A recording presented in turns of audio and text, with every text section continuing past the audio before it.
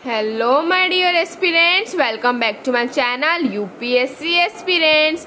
आप सब कैसे हैं? आई होप आप सब अच्छे होंगे और अच्छे से पढ़ रहे होंगे। सो लास्ट वीडियो लेक्चर में हमने पढ़ा था ट्राइबल अपराइजिंग्स। आज हम पढ़ेंगे रिवोल्ट ऑफ 1857 कोजेस। मेनली इसमें आज हम पढ़ेंगे सारे कोजेस, जितने भी कारण रहे रिवोल्ट के 1857 के होने में, वो सारे कारण आज हम पढ़ेंगे। सो पेन पेपर उठा लीजिए और चलते हैं हम आज के टॉपिक की तरफ, है ना। सो चलिए नोट्स बनाते हैं। आइए अब देखिए रिवोल्ट ऑफ 1857। ठीक है, अब देखिए इसमें जवाहरलाल नेहरू ने एक कोट बोला था। ये मैं आपको वैसे ही बता रही हूँ एडिशनल इन्फॉर्मेशन के लिए, ऐसा नहीं है कि आपको याद करना है ना। The very fact that a country with such a great illustrious past should be ruled over a handful of people from a distance inland is something that makes me wild. This statement is written in his book Discovery of India. ये discovery of India में लिखा गया है। ऐसा कुछ नहीं है, आपको इसको समझना है, ये just as a additional information. ठीक है, अब देखते हैं हम कोजेस क्या क्या थे, है ना। देखिए पहला था ब्रिटिश एक्सपेंशन पॉलिसी। ब्रिटिश की एक्सपेंशन वाली पॉलिसी, वो अपने पावर्स को एक्सपेंड करे ही जा रहे थे। फिर इकोनॉमिक एक्सप्लोटेशन होने लगा। उसका इफेक्ट कैसे होने लगा? इकोनॉमिक एक्सप्लोटेशन ऑब्वियस बात है, पैसे से ही होगा, तो रिवेन्यू को बढ़ा दिया गया था और एक साइड फ्री ट्रेड कर दिया गया था ब्रिटिश के लिए, है ना। और जो इंडियंस थे उनको पे करना पड़ता था। और इसका इफेक्ट किस पे आया? रूलर्स पे आया, सिपोज पे आया, zamindar, peasant, traders, artisans, pandits and maulvis पे आया। ठीक है, इसको अभी हम डिटेल में पढ़ेंगे सारे कॉजेस को। एक मेरा आपसे क्वेश्चन है, इसको आप सोल्व कीजिएगा, समझिएगा।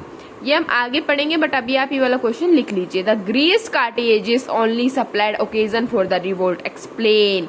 ये ग्रीड जो कार्टेजेस है, ये भी आपको आगे वीडियोस में समझ में आ जाएगा। तो ये एक मेंस का क्वेश्चन है, आप मुझे लिख के कमेंट कर सकते हैं, है ना। चलिए अब पढ़ते हैं हम इकोनॉमिक कॉजेस। इकोनॉमिक कॉजेस में किस किस को इफेक्ट हुआ और कैसे हुआ। पहले आए हमारे पीजेंट्स। पीजेंट्स को कैसे इफेक्ट हुआ? पहली बात तो उन्होंने हैवी टैक्स लगा दिए, भयंकर टैक्स। ठीक है, उसकी वजह से क्या हुआ? Loan from money lenders at high rates. अब एक बात बताओ, टैक्स बढ़ेंगे तो मनी लेंडर्स जो भी पैसे आपको लैंड कर रहा है, वो भी ऑब्वियस बात है हाई रेट्स में देगा, आपको इंटरेस्ट रेट ज्यादा देना पड़ेगा उसकी वजह से। फिर क्या हुआ? Non payment of loan. ठीक है, अब क्या हुआ? रेट इतने बढ़ गए कि जो बेचारे पीजेंट्स हैं वो लोन का पेमेंट ही नहीं कर पाए। अब आपका जब लोन का पेमेंट ही नहीं होगा तो आपसे कुछ ना कुछ तो छीना जाएगा। जैसे बैंक करता है, बैंक टाइम पीरियड देता है आपको 1 साल में अगर आपने ये नहीं लिया तो जो भी आपने अपनी प्रॉपर्टी रखवाई है ना, जो भी आपने अपने एसेट्स दिए हैं हमको, वो हमारे हो जाएंगे। तो ऐसे ही था एविक्शन फ्रॉम लैंड, उनको लैंड से हटा दिया गया धक्के मार के। ठीक है, समझ में आया। अब आते हैं हमारे आर्टिशंस। आर्टिशंस के साथ क्या हुआ? देखिए पहली बात तो एनेक्सेशन हो रहा था इंडियन स्टेट्स का। 2 का तो मैंने आपको एनेक्सेशन पढ़ाया ही था, है ना। और बाकी भी आप देख रहे थे, जो भी मैंने वॉर्स में पढ़ाया है कि वो सारी जगह अपने अंडर ले रहे थे। तो क्या हुआ? कोई रेस्पेक्ट ही नहीं मिली। ठीक है, आर्टिशंस को। फिर क्या हुआ? ब्रिटिश जो पॉलिसी है, उन्होंने डिस्करेज कर दिया इंडियन हैंडीक्राफ्ट्स को। इंडियन हैंडीक्राफ्ट्स को बोला बेकार सब है, और उन्होंने क्या स्टार्ट कर दिया? अपना ही माल बेचना स्टार्ट कर दिया, ब्रिटिश गुड्स को मार्केट में लाना स्टार्ट कर दिया। उसकी वजह से क्या हुआ? जो हाईली स्किल्ड इंडियन क्राफ्ट्समैन थे, उनको क्या किया? उनको फोर्स किया जाने लगा कि तुम ये काम छोड़ दो और दूसरा अल्टरनेटिव सोचो अपनी इनकम के लिए। तो ये हुआ था आर्टिशंस पे इफेक्ट्स। इसके बाद आते हैं हम इंडियन मर्सेंटाइल क्लास के ऊपर। जो इंडियन मर्सेंटाइल क्लास है, आप देखिए इंडियन मर्सेंटाइल क्लास के साथ क्या हुआ? High tariff duties on Indian made goods. Indian made goods जो थे, है ना, जो इंडिया में बनाई गई चीजें थी, उनके ऊपर जो हाई टैरिफ ड्यूटीज लगा दी गई, हाई टैक्सेस लगा दिए गए। और लो टैक्सेस किस पे थे? ब्रिटिश गुड्स के ऊपर। तो ये इनफैक्ट किसका फायदा हो रहा है? एक्चुअली में ब्रिटिश का ही फायदा। उन्होंने अपना फायदा सोच के इनके ऊपर टैरिफ ड्यूटीज ज्यादा लगाई और अपने ऊपर कम। One way free trade destroyed Indian industries. अब एक बात बताओ, एक साइड फ्री ट्रेड हो रहा है तो ऑब्वियस बात है इंडियन इंडस्ट्री डिस्ट्रॉय ही होगी, वो लॉस में ही जाएगी। तो ये होने लगा था। The extra workforce went unemployed and then took agriculture. और जितना भी एक्स्ट्रा वर्क फोर्स उन सबको हटा दिया गया। अब बेचारे वो बेरोजगार हो गए, तो उनके पास एक ही ऑप्शन बचा था अपना खेती बाड़ी का, तो वो एग्रीकल्चर की तरफ चले गए। अब जमींदार पे क्या इफेक्ट पड़ा? देखिए लैंड राइट्स ऑफ जमींदार fortified, loss of status and income. जो लैंड जमींदार थे, है ना, जो जमींदार थे, उनका क्या छीन लिया गया? उनका अधिकार छीन लिया गया। तो उस केस से उनका क्या हुआ? उनका कोई स्टेटस नहीं रहा और ना ही कोई इनकम रही। ठीक है, तो ये जमींदार के साथ हुआ था। अब देखते हैं ये हमने कौन से कॉजेस पढ़े बच्चों? ये हमने पढ़े थे इकोनॉमिक कॉजेस। इकोनॉमिक कॉजेस में हमने देखा पीजेंट को कैसे सफर करना पड़ा, आर्टिशियन को कैसे सफर करना पड़ा, जमींदार को और मर्सेंटाइल क्लास को। ये है हमारे इकोनॉमिक कॉजेस। इस पे ना मेंस में क्वेश्चंस आते हैं, तो आपको बिल्कुल ही ऐसा लिख के आना है।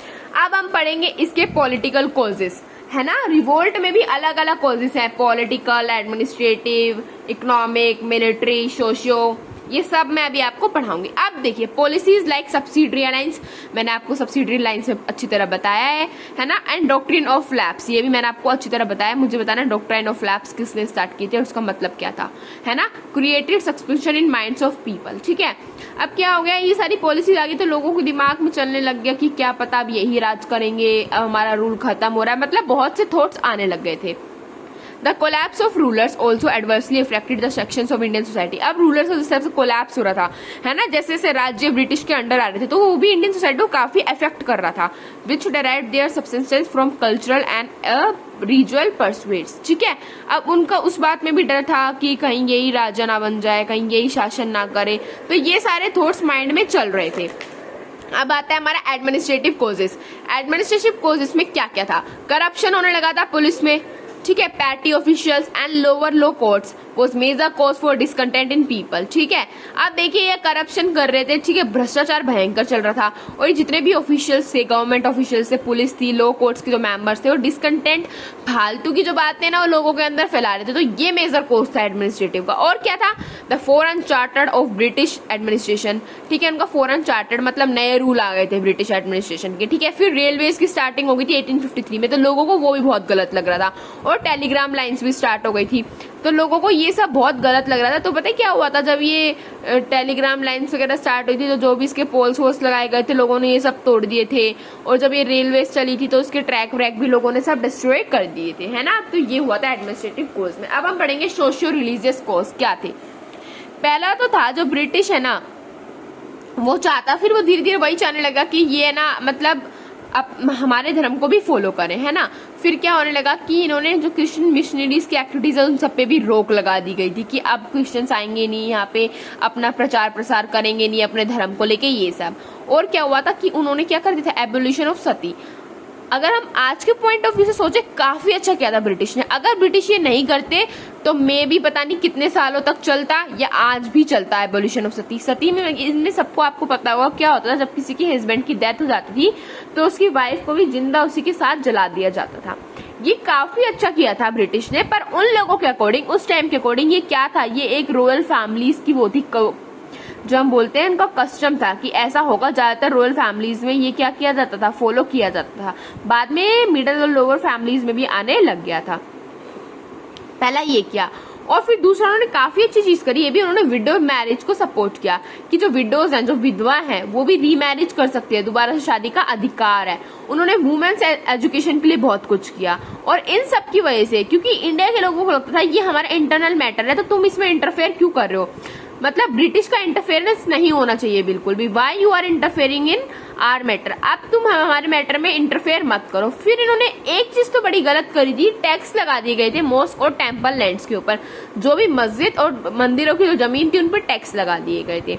और सती सिस्टम अबोलिश कब हुआ था, खत्म कब हुआ था, 1829 में। ये ब्रिटिशर्स बहुत अच्छी चीज कर गए। अगर ये नहीं होती तो पता नहीं कितने सालों तक चलती या अभी भी खत्म होती या नहीं होती। तो ये काफी अच्छी चीज थी। बट उनके अकॉर्डिंग जो उस टाइम के लोग थे उन्हें क्या लगता था कि ये हमारे धर्म के खिलाफ खेल रहे हैं, ठीक है, इन्हें हमारे धर्म की इज्जत नहीं है, इन्हें हमारे कल्चर की इज्जत नहीं है, उन्हें ये सब लगता था। अब हम पढ़ेंगे मिलिट्री कोज। मिलिट्री कोज में क्या हुआ देखिए, conditions of sepoy in services क्या क्या थी। जो सिपोय थे देखिए, restriction on wearing caste and sectarian marks. अब जो भी ऐसे मान लो कोई मुस्लिम है तो ऑब्वियस बात है वो अपनी वो कैप लगाएगा, जो हिंदू है वो टीका लगाएगा, हाथ में नाल पहनेगा, मोली बांधेगा, इन सब पे बंद कर दिया था, रोक लगा दी गई थी, ठीक है। और र्यूमर्स ऑफ कन्वर्टिंग रिलीजन, और ऐसी है ना फालतू की बकवास है ना फैला दी गई थी कि अगर आप एक बार इसमें आ गए मिलिट्री में तो आपका धर्म परिवर्तन करवा दिया जाएगा।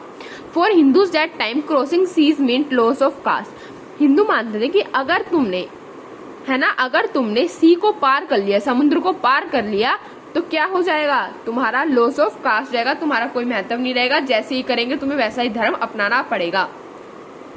फिर एक एक्ट आता है जर्नल सर्विस एनलिस्टमेंट एक्ट 1856। इसमें क्या होता है, All future recruits to Bengal Army would have to give undertaking to service where their services are required by company. और क्या होता है, अनइक्वल जो है इनकम होती है, डिस्क्रिमिनेशन होता है उनके साथ, ठीक है। और जो ब्रिटिश के लोग हैं उनको ज्यादा लगाते हैं, इंडिया के लोगों को कम लगाते हैं।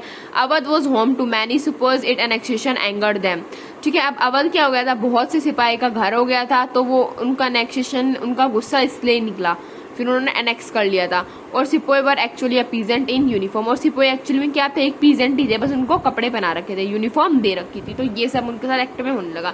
अब हम पढ़ेंगे द इमीडिएट कॉज, और जो मेरा आंसर था उसका रिप्लाई आपको यहाँ से मिलेगा, है ना। जो मेरा क्वेश्चन था उसका आंसर आपको यहाँ से मिलेगा।